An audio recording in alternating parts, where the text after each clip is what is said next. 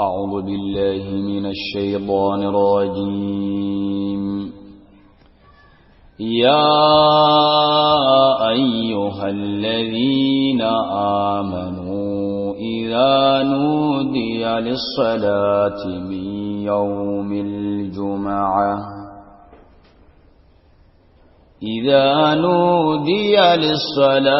من يوم الجمعة فاسعوا إلى ذكر الله وذروا البيع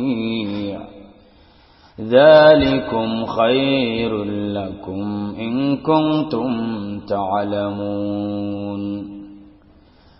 فإذا قضيت الصلاة فانتشروا في الأرض وابتغوا من فضل الله واذكروا الله كثيرا لعلكم تفلحون.